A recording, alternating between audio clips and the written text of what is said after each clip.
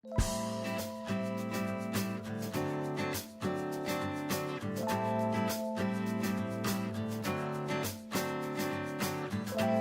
je, da je podjetje ekspert, torej postane ekspert v kategoriji, v trgu, v navadah potrošnikov, da razume obnašanje, da razume potrebe po neki blagovni znamki. Torej, definitivno je ključno, da naredi dobro domačo nalogo, raziskavo trga, raziskavo trgovin, spremlja trende in potem naredi, se pravi, načrt vstopa, se pravi, poslovni model, kako se loti določenega trga, glede na interno pomembnost trga, glede na ocenjeni potencial.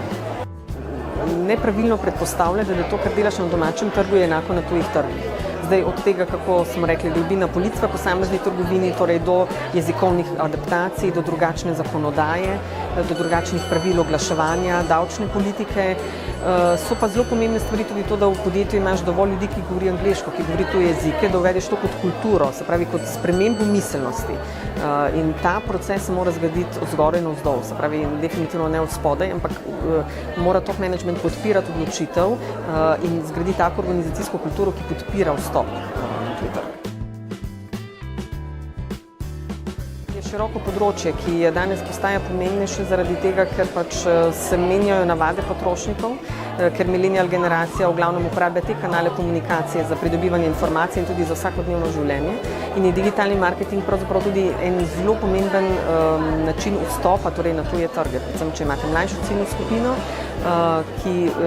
in z njo lahko vzpostavite dvosmerno komunikacijo. Se pravi, ni samo enosmerno sporočanje, kaj so prednosti določene blagovne znamke, ampak je to sooblikovanje blagovne znamke, kreiranje zgodbe in to je tisto, kar je danes pomembno.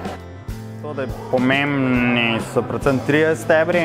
Ena je dobra spletna predstavitev, ne samo da je, ampak da je res učinkovita in da doseže vaše cilje, pa tudi cilje potencialnega partnerja. Drugi segment je predstavitev izdelkov, ki res toplo priporočamo video, kombinacijo videa in animacije. Tretje pa digitalno oglaševanje.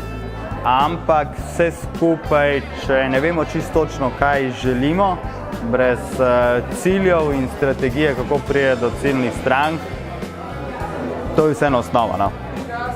Je pomembno to, da kakovostna produkcija mora odražati tudi kakovost izdelka ali pa storitve, s katerim nastopaš. Je boljše včasih se odločiti za mogoče kakšen manjši segment, pa tistega kakovost dobro izpeljati.